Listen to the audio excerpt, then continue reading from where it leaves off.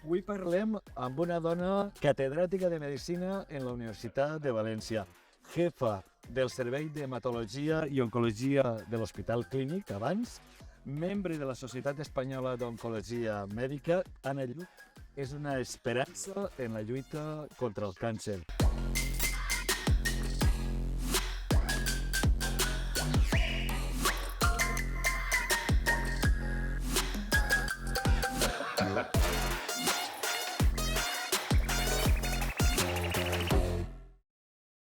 Lo primer que em ve al cap és què penses quan veus aquest mural? M'encanta. Me va fer molt feliç. Va ser una idea de la Politècnica, quan va fer 10 dones que havíem tingut pues, un treball un poc més especial en la societat, no sols medicina, sinó en arts, en investigació, i pues, això ho vàrem fer unes estudiants de Belles Arts, i eren dos xicones que eren un encant. Jo les vaig conèixer, les vaig donar les gràcies perquè me va encantar, i sobretot el que més m'encanta, perquè aquesta zona dependís del clínic, tot Benimaclet, i les malaltes se sentien molt felices de tindre així la seva metgessa. El jurado ha querido destacar el trabajo de una profesional marca España dentro y fuera de nuestras fronteras. Por esto, recibe este reconocimiento de la profesión médica y para ello pedimos a la doctora Lluch. Somos conscientes de la situación económica que atraviesa nuestro país, pero somos todavía más conscientes que una sociedad que no dedica los recursos necesarios para investigar es una sociedad sin futuro. Estàs jubilada. Sí. Feliçment jubilada. I així i tot continues passant consulta i ho fas de forma completament gratuïta. Què t'ha portat a fer-ho? Pues a mi, que el meu treball de tota la vida, de quasi 40 anys, ha sigut atendre a malaltes, fer investigació sobre el càncer, donar classes a la gent jove, i no em podia quedar d'un dia per a l'altre, com és la jubilació, dir ara te quedes i busques altres coses. Però què era el meu? Què podia aportar jo encara als meus 70 anys, que va ser la meva jubilació? Què podria aportar? Pues jo pensava que tal com estava de coneixements, de ganes d'estudiar, de ganes d'ajudar a la gent, que ha sigut el meu mòbil tota la vida. Sempre vaig voler fer medicina perquè volia ajudar a la gent, pues vaig demanar el permís, me'l varen donar, però jo també vaig dir que no volia tindre un sou, perquè la consellera deia, ara ho voldran tots. Jo dic, no et preocupes, que si no cobren no ho van a voler ningú. I de fet, no ho ha demanat ningú més. Filla de llauradors de Bonrepòs i Mirambell, en una època complicada, especialment per a les dones filles de llauradors que pogueren estudiar. Com van ser els teus inicis per arribar a la Facultat de Medicina?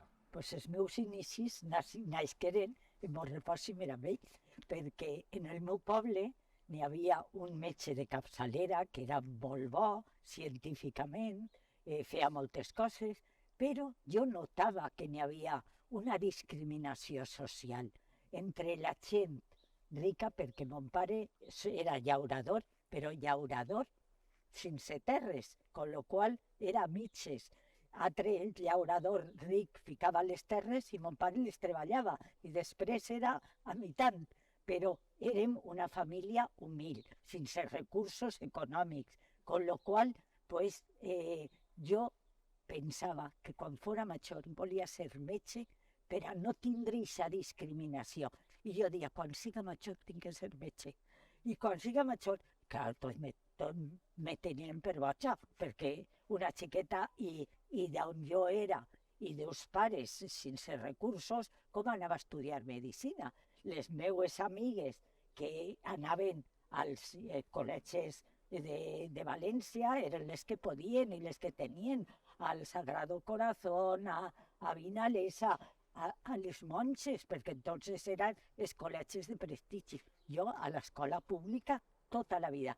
I a més, per sort, perquè crec que l'escola pública ja entonces dependia dels mestres que te tocaren, però jo vaig tindre sort. I els mestres que mos tocaven eren uns mestres meravellosos. Ma mare, que era madrilenya, mon pare de bon repòs, pero ma mare era madrileña. Y decía, tú no, eso es para ricos. Los ricos pueden estudiar, tú no puedes estudiar. Yo decía, ¿con que yo no puc estudiar? Ya me ho arreglaré yo para poder estudiar. I vaig estudiar mecanografia, taquigrafia, ania a examinar-me d'una cosa que deien conjunto i treballé de secretària i els dissabtes i els diumenges en Ràdio Nacional, en Carlos Sentís, contant el dictant-me i jo els cuentos, anàvem a galeries d'art i jo treballava en tot el que m'eixia. Tot el que me dien jo ho feia, con lo qual guanyé uns dinerets i jo feia, ara ja puc estudiar, ara ja puc fer el batxillerat. Vaig fer oposicions als ministeris per a tindre d'administrativa i vaig entrar al ministeri. Vaig entrar al Ministeri d'Agricultura i treballé en la delegació d'Agricultura tot el matí, com era horari de funcionària, doncs acabava a les 3. I a les 3 jo ja me n'anava a casa i tornava a l'Institut de Sant Vicent Ferrer. I en l'institut feia nocturne. Vaig fer tot el batxillerat nocturne, de 7 a 10 de la nit. I per el matí treballava i aportava a casa una ajuda. Con lo qual, i diem, tu ja quan t'acabes no voldràs fer medicina, però jo, R que R. I vaig fer medicina. El dia que pujava les escales de la facultat no m'ho creia. Jo deia, aquestes escales, això és el que jo he somiat. I bueno, me vaig sentir la dona més feliç del món. I et vas convertir en una de les primeres oncòlogues d'Espanya, avui reconeguda com una de les millors especialistes en el càncer de mama de l'Estat. Per què decantares per aquesta especialització? Bueno, en principi jo vaig fer el MIR, que va ser dels primers MIRs que n'hi hagueren, hasta que jo plegui no n'hi havia l'especialització del MIR, la reclamàvem perquè era la forma millor. De quin any? En 1967, crec que era, 67.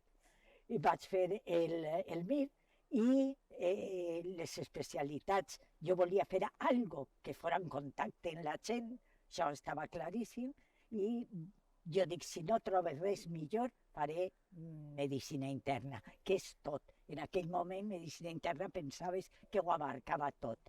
I me quedava una que també m'agradava molt, que era la hematologia. I vaig triar hematologia.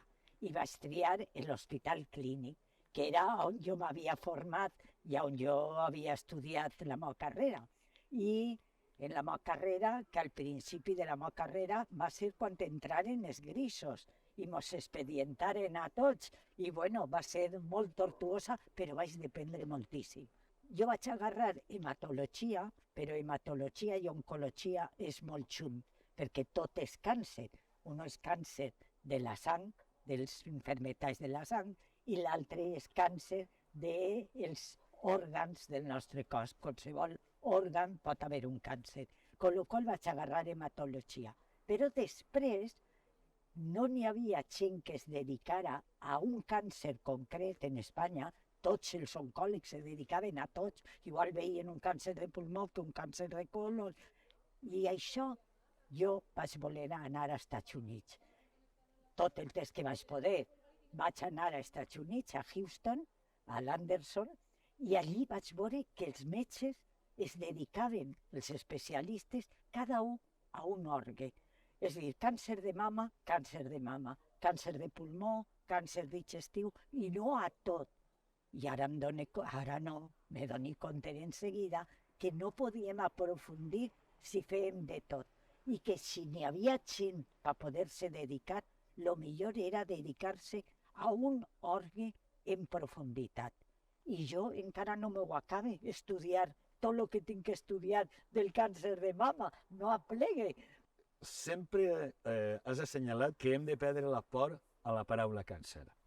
Però com es pot aconseguir això quan 1 de cada 2 homes o 1 de cada 3 dones tindran càncer al llarg de la seva vida, segons dades de la Societat Espanyola d'Oncologia Mèdica? La investigació és la mare de totes les cures. Malauradament, sembla, així i tot, que sempre ha sigut un camp sense la inversió que toca. En la teva opinió, a què es deu aquesta situació? Bueno, pues es deu a que veritablement la investigació és una de les, de les pates adequades per a seguir progressant i curant. Avui els càncers en general es curen un 60-65%. És a dir, això és molt important. Antes, quan jo es comenci, el càncer de mama se curaven soles un 60%. Avui es poden curar fins al 85% de les dones que tenen un càncer de mama. Com no els ha de dir jo que el teu càncer es pot curar i que càncer no és igual a mort? Si tinguérem prevenció pel càncer de diferents òrgans com tenim pel càncer de mama, seria fantàstic, perquè això ho han aconseguit perquè tenim la detecció precoç. El programa de detecció precoç del nostre País Valencià és modèlic, però modèlic com a que han rebut premis de tots els puestos. Tenim una investigació molt bona actualment en els instituts d'investigació, que són instituts lligats a un hospital, per exemple en la FE, en el Clínic, en l'Incliva, són instituts que ens dediquem a investigar allí. Veiem malalts i després del temps que tenim que no estem veient malalts, estem fent investigació e inclús oferint-los tractaments que encara no estan en el mercat, que són nous i que la gent els vol. No fa falta anar-se'n als Estats Units a fer-se tractaments, de ninguna manera. Càncer, avui, per sort, ja no és sinònim de mort, és sinònim d'atacar a aquesta malaltia i vèncer-la en mitjans econòmics, en mitjans científics i, sobretot, amb molta il·lusió i molt d'empeny. Així que moltes gràcies, perquè tot això ho fa vostè. La vida sense passió és molt avorrida i es nota la passió que Solo tens se'm sap mal en no el que tindre fas. 30 anys menys per a poder estudiar més. Jo a vegades també Tot ho lo penso. nou. Passem a lo que és la sanitat pública. Tu sempre has estat, i ho has dit, una ferma defensora, primer de l'educació pública, que és la que t'ha permès a tu estudiar, i també has sigut una ferma defensora de la sanitat pública. Però durant anys van tindre un govern que apostava per un model com el model Alzira, és a dir, un model privat que converteix bàsicament, o en molts casos, els pacients en clients. Com vas viure professionalment aquesta etapa? Molt mal, perquè jo me donava compte que per què els malalts de la comarca de la Ribera tenien que tindre una sanitat diferent als malalts del nostre entorn. Era algo que no se podia entendre, sols perquè, perquè se contratava, se feia, se tenia una visió de lo que és la enfermedad. La malaltia en la sanitat no se poden guanyar diners. Els governs tenen que invertir diners perquè és una de les seues tasques més importants i, per tant, quan se vulguin guanyar diners, d'un puesto o altre han d'eixir, pues en una menor qualitat de lo que és. Jo tenia malaltes que me diuen no, perquè el metge m'ha dit que si me fica això, ell allí no m'ho pot posar. Com eren defenses per a tolerar millor el tractament. Això era barbaritat. Un seguiment de lo que se fa dels malalts, que se té que fer continu, seguit, que els marcadors tumorals, que tots els sonen, pues n'hi ha que fer-los perquè mos orienten. No és que siguin definitoris, però mos orienten. Pues tot això allí estava un poc restringit i jo tinc quantitat de malaltes de l'Hospital d'Alzira, metges, sanitaris, perquè venien així perquè volien tindre un altre tipus de medicina i d'atenció. I lògicament jo ho porti molt mal. I quan veia que el model se volia extrapolar a altres llocs i a altres puestos, doncs jo no ho he vist mai, mai. Recuperar serveis públics privatitzats ha sigut per a nosaltres, per a Compromís, prioritari en aquestes dues legislatures. Malgrat això, el negoci de la sanitat privada, i veiem les xifres, no fa més que incrementar-se també al nostre territori, en altres més, però també al nostre territori. En la teva opinió, per què s'està donant aquesta situació?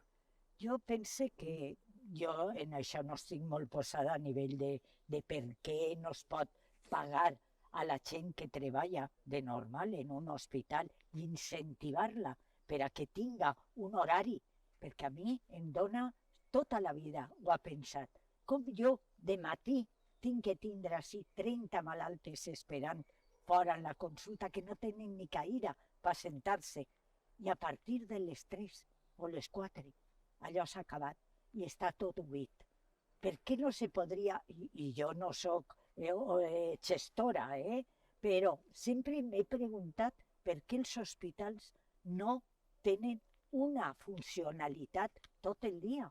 Això en Catalunya no ixen a les 3 de l'espre, ixen a les 5, a les 6, és a dir, tenen una jornada contínua, però així jo pense que el que és, que la gestió de pagar extres o allargar l'exercici d'activitat més enllà de les 8 a les 3, pues no entra en el cap. I de les 8 a les 3 n'hi ha una hora que és la d'entrar que no s'utilitza perquè s'estan canviant, s'estan tal, mentre se fiquen en intervindre a uno, pues són les 9 del matí. I quan se'n van, a partir de les 2, pues no es pot agarrar a ningú perquè a les 3 tenen que haver acabat. Això és una limitació que jo crec que els gestors tindrien que veure. La reversió de l'Hospital d'Alzira va simbolitzar el principi de la fi del model de gestió privada de la sanitat pública que va impulsar el PP a la Comunitat Valenciana. Des de l'hospital assenyalen que el canvi s'ha fet sense grans problemes i que ha suposat una inversió de 7,8 milions d'euros i un important augment de personal. I sobretot l'hospital està ocupat no per la guàrdia, per les vesprades, sinó per la gent que està treballant i això ajudaria també a tindre sous més dignes, que són dignes, per a mi són dignes, però no vull dir res, més dignes per a poder que la gent no mos se n'anara a altres països a cobrar més, sinó tindre veritablement una jornada o que mos se n'anaren per l'escola privada. En el meu servei jo he tingut una sort enorme. Hem tingut, nosaltres érem 220 treballadors en el meu servei quan era hematologia i oncologia. Ara seran uns metges, ne són uns 40 en oncologia. Anem a veure. Ningú, i no, jo no he dit mai en la vida res als metges que no feren privada. No en teníem ni un que fera privada. Tenien tot el dia ocupat, perquè per el matí era veure malalts, però per l'esprà era fer treball d'investigació, era fer les tesis, era treballar, era recopilar els datos. I això jo veig en aquests moments que s'ha acabat. Encara que no se'n vagin, se'n van a sa casa que estan més còmodes que quedar-se en l'hospital. Jo pense que això se tindria que incentivar. I en vez de contratar empreses externes o metges per a fer peonades o què, se pagarà a la gent de l'hospital i la gent de l'hospital lliurement se podria quedar o fer un horari més extensiu. Jo pense que, no sé si és això, però... Crec que coincidim en que fan falta donar més recursos també a la pública, justament per a incentivar els treballadors, per supost. Jo crec que això és una de les nostres apostes i una cosa irreversible que ha portat Compromís a la nostra societat és, per exemple, la transformació de l'educació pública. Les famílies tenen ara llibres de baes, beques menjador, s'han construït desenes de centres nous, però tot i que hem avançat, falta molt per fer en sanitat. En sanitat encara falta molt per fer. Creus que és falta de recursos o falta de valentia en la gestió sanitària? Jo penso que ha sigut falta de recursos. Falta de recursos. També falta de voluntat d'alleugerar el que és la burocràcia per a que això es poguera donar, per a que els horaris foren més elàstics. No fora de 8 a 3, a les 3 de l'esprà se té que acabar, s'acaba tota l'activitat en l'hospital i queda mínima activitat. Per què no s'incentiva a que n'hi hagi una activitat més per les vesprades? O jo lo de canvis de matí i de vesprà no ho veig perquè els metges tenen que veure tot el que un servei comporta i si venen per l'esprà o venen turnos de matí, això se descontrola i no és bo. És bo que el metge estiga en tot el meollo de l'hospital. I ser metge comporta això, però se té que incentivar, se té que treure recursos per a que siga el més equitatiu possible. I digne. La dreta i l'extrema dreta sempre han manifestat que la sanitat pública sense sanitat privada no és sostenible o que la culpa de la saturació en alguns casos és també dels immigrants. Què opines d'això? Que en absolut. Els immigrants, bueno, per nosaltres quan se va publicar, això va ser en el temps de la Carmen Montón, que va haver la llei de sanitat universal i que ja poguérem tractar. Nosaltres tractàvem igual, perquè tenien que enviar al provincial als immigrants, però treballàvem el tema i els immigrants podien ser atesos.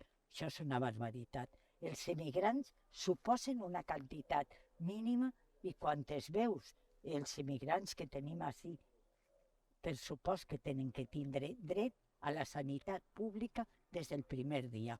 I crec que això és algo bàsic i importantíssim. I no venen perquè tinguen dret a la sanitat.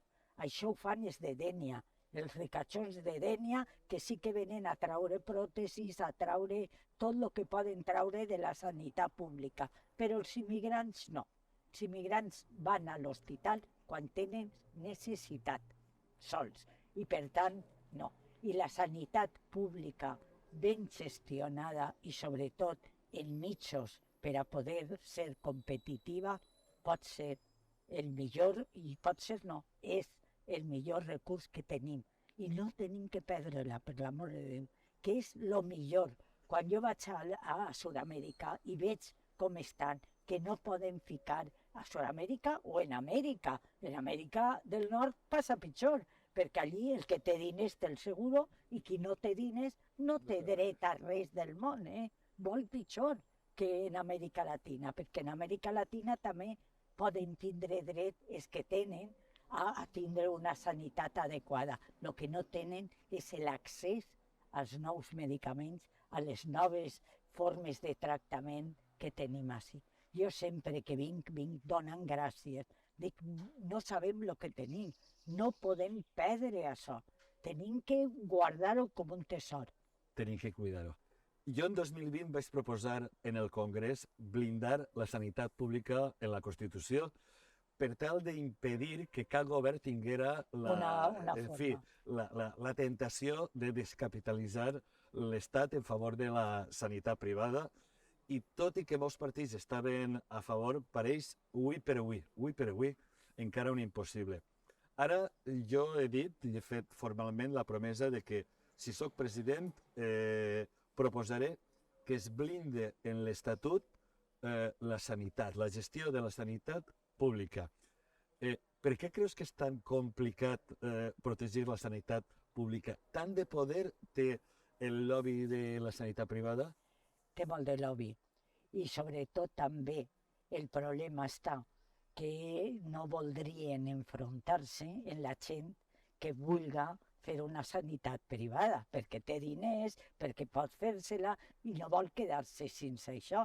En els problemes que n'hi ha hagut ara, que ha sigut en Madrid, tants problemes que n'hi ha hagut, la gent s'ha fet seguros.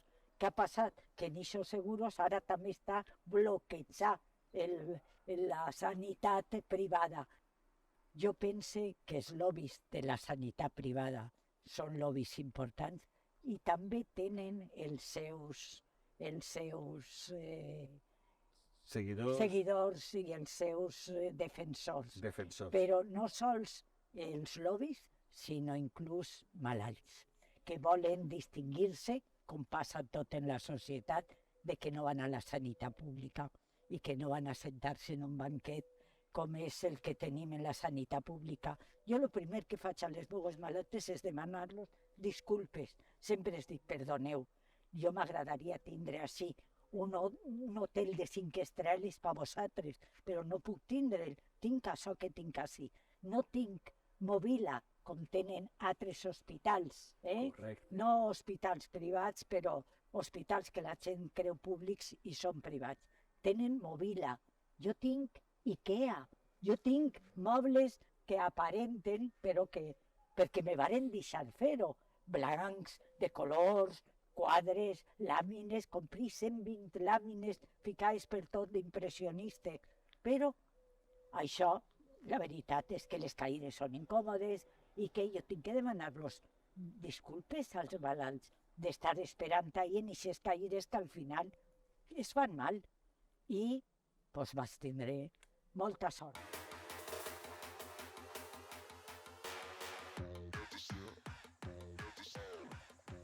Què li diries en confiança a una persona que acaba de ser diagnosticada amb càncer?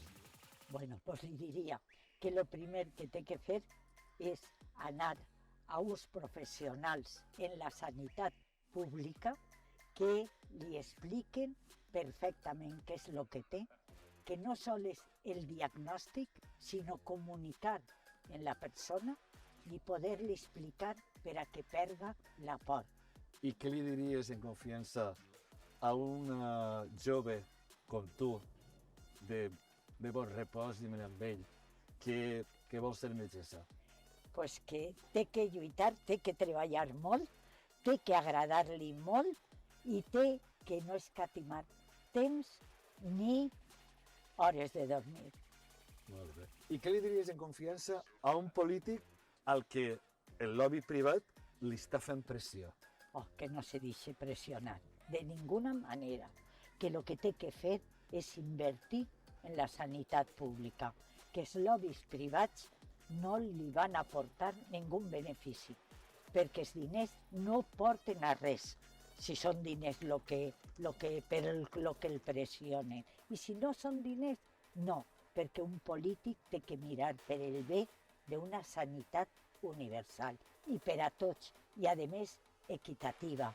I això sols ho té la pública. Tractem igual a una persona que a una altra, no tenim en compte res.